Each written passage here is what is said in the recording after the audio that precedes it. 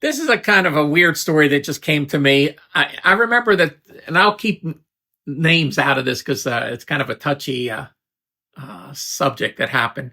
I remember there was a studio that I was dealing with, and uh, they had modest gear. You know, it was okay gear, but all of a sudden they got an SSL in, and they got like 24 channels of Neve 1073s and 24 channels of API, 512s.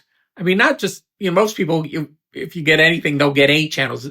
These guys got 24 channels of API, 24 channels of Neve, and the big SSL was a 4000 series, and they got a bunch of other gear.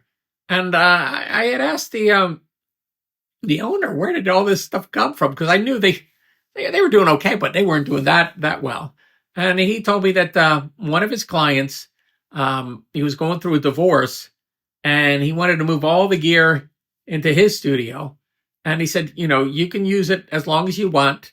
I'm just trying to kind of shield it from the divorce so she doesn't, get hold of the gear.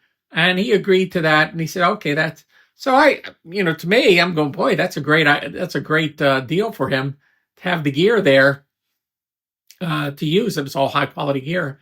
The only thing I was thinking is, boy, whenever that guy wants to move the gear out, it's going to go, drastically down in the, as far as the gear that he's used to using and the sound quality of, all this great gear.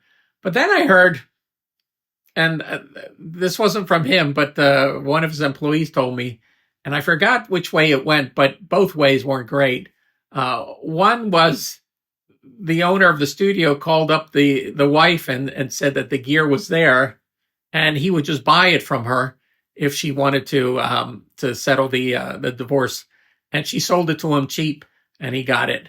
That was the one way I heard it, and the other way I heard it is that the wife figured it out, and she called the studio owner and offered him to buy the gear cheap, and he bought it.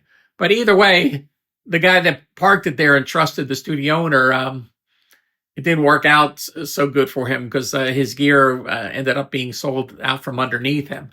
And in a certain way, it just doesn't seem like the right thing. I had nothing to do with the